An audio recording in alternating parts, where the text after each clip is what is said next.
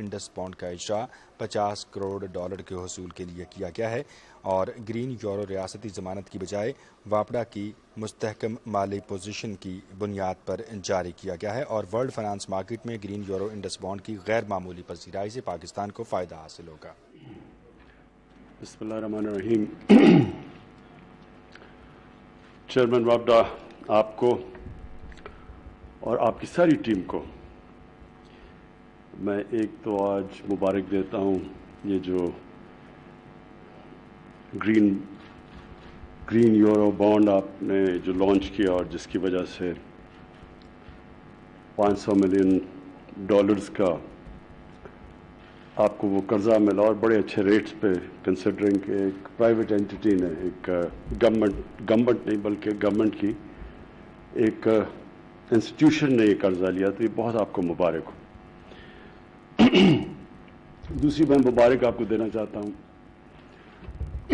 کہ یہ جو آپ نے جس تیزی سے ڈیمز کے اوپر پروگریس کیا ہے، میں نے جب شروع میں لانچ کیا بادشاہ ڈیم اور پھر ممن ڈیم، تو میں 2 سال میں اتنا پروگریس واقعی نہیں سمجھ رہا تھا کہ ہوگا، اور وہ اس لیے نہیں کہ آپ کے اوپر کوئی شک تھا، بدقسمتی سے ہمارے پاکستان کی جو چیز ہمیں ایک بہت بڑی کمزوری ہے وہ امپلیمنٹیشن پہ ہے۔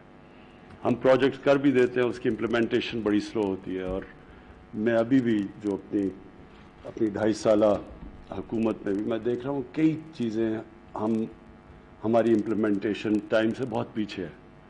تو جو میں نے آپ کی ممن ڈیم اور بادشاہ ڈیم میں جو پروگریس دیکھا، میں اس لیے خاص طور پہ آپ کو اس چیز کی خراج تحسین پیش کرتا ہوں کہ بڑا زبردست پروگریس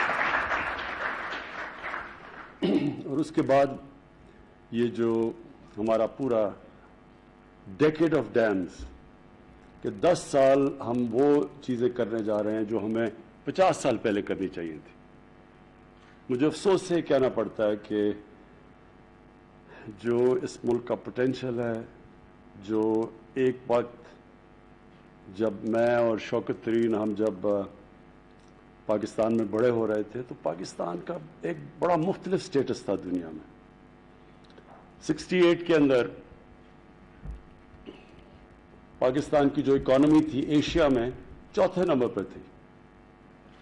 سارے جتنے بھی ایشین ٹائگرز تھے یہ سب ہمارے سے بہت پیچھے تھے، اور پاکستان ایک سمجھا جاتا تھا کہ پوٹینشل، ایک بلکہ کتاب بھی نکلی تھی جس میں پاکستان کو سمجھاتا تھا ایشیا کا کیلیفورنیا بننے جا رہا ہے۔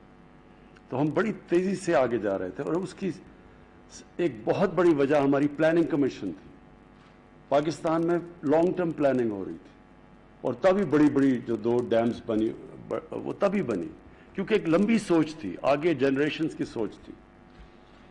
اور وہ جو لانگ ٹرم پلاننگ تھی جو اصل بنیاد رکھتی ہے ایک عظیم قوم کی، جب تک آپ لانگ ٹرم پلاننگ کریں نا، اگر آپ الیکشن ٹو الیکشن پلاننگ کریں گے کبھی بھی قوم ترقی نہیں کر سکتی۔ لانگ ٹرم پلاننگ ہوتی ہے جو وہ اپنے بچوں پہ انویسٹ کرتے ہیں، اب اپنے لوگوں کے اوپر ویلیو ایڈ کرتے ہیں، آپ آگے سے سوچتے ہیں کہ دنیا کس طرف جا رہی ہے، پہلے سے پلان کرتے ہیں، کیونکہ آپ کے بچے کو 5 ایک الیکشن کے اندر تو تیار نہیں ہوتے فیوچر کے لیے، آپ کو لمبی پلاننگ کرنی پڑتی ہے۔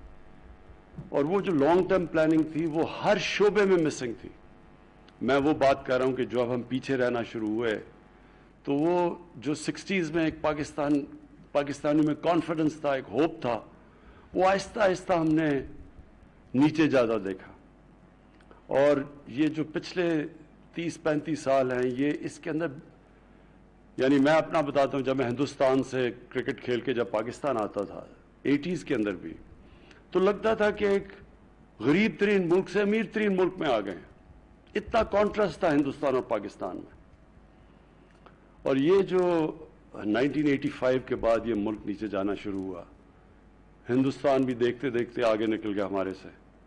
لیکن جو سب سے حیرت انداز چیز ہے وہ یہ کہ بنگلہ دیش جب ایسٹ پاکستان علیحدہ ہوا تو یہاں ہم لوگوں سے سنتے تھے کہ جی ہمارے اوپر بوجھ پڑا ہوا ہے بہت بڑا، وہاں سائیکلون آ جاتا ہے، وہاں تباہی مچ جاتی ہے، ہم عام ڈرائنگ رومز میں سنتے تھے، اور جب وہ علیحدہ ہوا تو انہوں نے کہا چلیں اب پاکستان پروگریس کرے گا. تو ان پچھلے 30 سالوں میں بنگلہ دیش بھی آگے نکل گیا پاکستان سے, اور اس کی بہت بڑی وجہ یہ تھی کہ کوئی کسی قسم کی لانگ ٹرم پلاننگ نہیں تھی. اور جو ہم نے بجلی بھی بنائی وہ بجلی بھی شارٹ ٹرم پلاننگ کے اندر اور بدنیتی کے اوپر بھی کئی دفعہ, جس کی وجہ سے آج ہماری سب سے برے صغیر میں مہنگی بجلی ہے. تو وابڈا اور جنرل مزمل کو میں اس لیے آج خاص طور پہ خراج تحسین پیش کرتا ہوں کہ 10 ڈیمز بن رہی ہیں پاکستان میں انشاءاللہ اگلے 10 سال میں. اور یہ صرف یہی نہیں کہ یہ 10,000 میگا واٹ بجلی اضافی پیدا کریں گے, لیکن کلین بجلی پیدا کریں گے, صاف بجلی, انوائرمنٹلی فرینڈلی. پاکستان کی اس وقت ہمیں سب کو سوچنا چاہیے کہ ہمارا جو ملک ونربل ہے کلائمیٹ چینج سے, جو گلوبل وارمنگ سے پاکستان, وہ 10 ملکوں میں سب سے زیادہ متاثر ہے. تو آج سے ہمیں اپنی آگے آنے والی نسلوں کا سوچنا چاہیے کہ ہم ان کے لیے کیا کیا قدم اٹھائیں تاکہ ان کی زندگی بہتر ہو. یہ نہ کہ ہم وہ پاکستان چھوڑ کے جائیں کہ ان کے لیے عذاب ہو پاکستان. تو اس کے اندر یہ کلائمیٹ چینج کو اوائڈ کرنے کے لیے, گلوبل وارمنگ کو اوائڈ کرنے کے لیے, اور پاکستان کی ہمارے گلیشیئرز کے اوپر جو اس کا ایفیکٹ آ رہا ہے, ابھی بھی آ رہا ہے اور آئے گا اگر ہم نے یہ قدم نہ اٹھائے, تو اس سے جو امپیکٹ پڑے گا پاکستان کی واٹر سیکیورٹی پہ اور سیکیورٹی پہ. تو اس کے لیے ایک تو یہ کلین انرجی جو یہ ڈیم سے ملے گی 10,000 میگا واٹ, اس کے علاوہ بھی پاکستان میں بہت پوٹینشیل ہے ہائیڈرو الیکٹریسٹی کا. لیکن دوسرا یہ جو ہم نے بڑا ایمبیشس ٹارگٹ ہے 10 ارب درخت لگانے کا. 1 ارب درخت ہم نے پختونخوا میں لگا دیے تھے 5 سالوں میں. پھر اب جو 2018 میں ہم نے بڑا ambitious programme 10 billion tree tsunami کا کیا تھا, ابھی 1 ارب درخت پورے لگائے ہیں 2018 سے اب تک, جو کہ ابھی کمپلیٹ کیا ہم نے پچھلے دنوں میں. اور انشاءاللہ اب نرسریز کریٹ ہو گئی ہیں جس سے ہمیں اعتماد ہے کہ ہم 2023 تک ہم اس ملک میں 10 ارب درخت لگائیں گے, جو کہ بہت امپیکٹ ڈالے گا ہر طرح. اس کا بہت بڑا امپیکٹ پڑے گا ان علاقوں کے اندر لوگوں کی لائیولی ہوڈز پہ, اور ٹورزم پہ بہت بڑا امپیکٹ پڑے گا, ایٹماسفیئر پہ, پولوشن پہ. شہروں کے اندر جو درخت لگا رہے ہیں, جو شہر ہمارے پولوٹ ہو گئے, لاہور ایک کلاسک ایگزامپل ہے جو کہ بڑا سٹی آف گارڈن سمجھا جاتا تھا, اب وہاں پولوشن ڈینجر لیول سے بھی اوپر چلی گئی ہے. تو یہ جو آگے آنے والے یہ جو لانگ ٹرم پلاننگ ہے, یہ ابھی سے ہم شروع کر رہے ہیں. وابڈا کی یہ جو انیشیٹو ہے اور جو ڈیمز ہیں, یہ اس کا ایک ایسپیکٹ ہے. دوسرا ایسپیکٹ یہ جو ہم درخت اور پوری پلاننگ کر رہے ہیں کہ ہم نے کیسے آگے سے اپنے علاقے پرزرو کرنے ہیں, جو ہم اب 15 نئی نیشنل پارکس بنا رہے ہیں اور ان کو پرزرو کرنے کے لیے پورا پلان کر رہے ہیں. اور اس کے بعد جو ہم اپنے انیشیٹوز ہیں کہ جو ہمارا جو ویٹ لینڈز ہیں ان کو ریچارج کرنے کے لیے فلڈ واٹرز کا استعمال کریں گے. اور انشاءاللہ یہ مینگرووز ہیں جو کہ اس کے اندر اضافہ کرنے کی پوری کوشش کر رہے ہیں. اس کے علاوہ جو ایجوکیشن سسٹم ہے, اس کے اندر پہلی دفعہ ایک سلیبس لے کے آ رہے ہیں, ایک کورس سلیبس پاکستان کے لیے. اب تک ایک فریگمنٹڈ ایجوکیشن سسٹم, جس سے پاکستان میں بجائے ایک کوہیژن ہو, سوشل کوہیژن ہو اور ایک نیشن بنے, وہ 3 ڈفرینٹ سلیبس اور 3 ڈفرینٹ قومیں بن رہی ہیں پاکستان میں, جس کے بہت برے اثرات ہیں, جس کی ایک بنیاد پرستی بھی ایک اسی سے آتی ہے جب آپ مختلف کلچر ایک ہی ملک میں کریٹ کر رہے ہیں. تو وہ اس کے اوپر پورا انشاءاللہ, اور اس میں ہمارے ایجوکیشن منسٹر نے بڑا زبردست کام کیا, سارے اسٹیک ہولڈر سے بات چیت کر کے ایک کورس سلیبس لے کے آ رہا ہے. اور انٹیگریٹ کر رہے ہیں ہم یہ دینی مدرسوں کو پہلی دفعہ مین سٹریمنگ کرنے لگے ہیں ان کی. اور اس کے بعد جو ہیلتھ سسٹم ہے ہمارا بہت poor doctor hospital to population ratio, اور پھر ڈاکٹرز ٹو پاپولیشن, خاص طور پہ نرسز ٹو پاپولیشن بہت لو ریشو ہے پاکستان میں.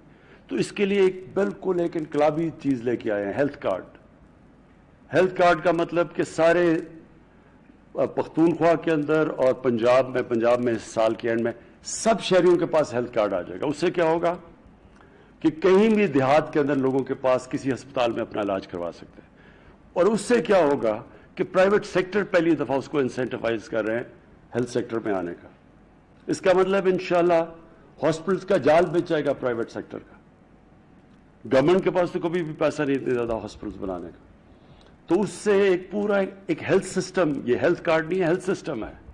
ये भी फ्यूचर के लिए बड़ा जरूरी है, क्योंकि पाकिस्तान में हमारी जो बेसिक हेल्थ है वो बहुत कमज़ोर है। हमारी चाइल्ड मोर्टेलिटी है, हमारी जो औरतें प्रेगनेंसी के टाइम पे मरती हैं वो सबसे दुनिया में हम बदकिस्मती से ऊपर है। न्यूट्रिशन का बहुत बड़ा इशू है, इसके ऊपर पूरा प्रोग्राम लेके आ रहे हैं, स्टंटिंग के ऊपर।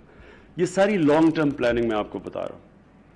और फिर ऑब्वियसली जो इकोनॉमिक डेवलपमेंट है, अब वेल्थ क्रिएशन की तरफ जा रहे हैं, क्योंकि अभी हमने अपनी इकोनॉमी तो स्टेबलाइज कर ली, लेकिन हमारे ऊपर कर्जे चढ़े हुए हैं। कर्जे तो तब उतरेंगे जब मुल्क में वेल्थ क्रिएशन होगी।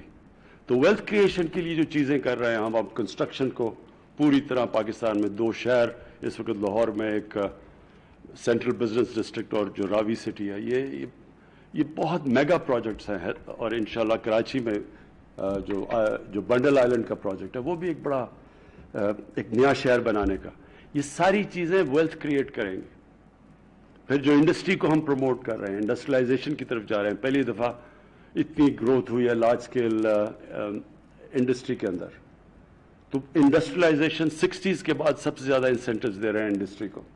और फिर जो एग्रीकल्चर है, जो इसकी बैकबोन है मुल्क की, उसके अंदर रिकॉर्ड ग्रोथ हुई है इस बार। लेकिन इससे भी अभी हमने बहुत आगे जाना है।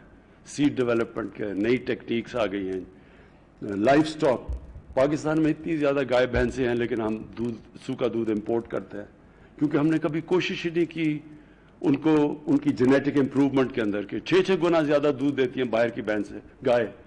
तो पाकिस्तान में क्या हम दुगनी भी कर दें तो पाकिस्तान नेट एक्सपोर्टर हो जाएगा। तो ये सारी चीजें इंशाल्लाह अब एक लॉन्ग टर्म की तरफ जा रहे हैं, जो ये मैं जिस वजह से आज यहाँ ख़ास तौर पे ये जो आपको खराज तहसीन पेश करने आया था, क्योंकि ये है लॉन्ग टर्म। ये जो 10 डैम हैं, अगर 50 साल पहले ये बन चुकी होती, इससे जो पाकिस्तान में जितना हमारा अभी तक पानी है 14 MAF है, तो जब ये 10 डैमें बनेंगी, इतना ही और पानी अवेलेबल हो जाएगा, जिससे 1 लाख एकड़ ज़मीन इरिगेट हो सकेगी मज़ीद। और इसकी हमें ज़रूरत है, क्योंकि हमारी आबादी बढ़ रही है, हमें और ज़्यादा पैदावार की ज़रूरत है। तो इससे 1 लाख एकड़ ज़मीन जब इससे इरिगेट होगी, ये जो एक्स्ट्रा तकरीबन 12 MAF हम इन डैम्स की वजह से पानी सेव करेंगे, तो इससे भी इंशाल्लाह पाकिस्तान के अंदर एक अपनी फ्यूचर को हम प्रोटेक्ट करेंगे। ये हमारी फूड सिक्योरिटी भी है, नेशनल सिक्योरिटी भी है। तो हम फिर से आपको और आपकी टीम को खराज तहसीन पेश करते हैं।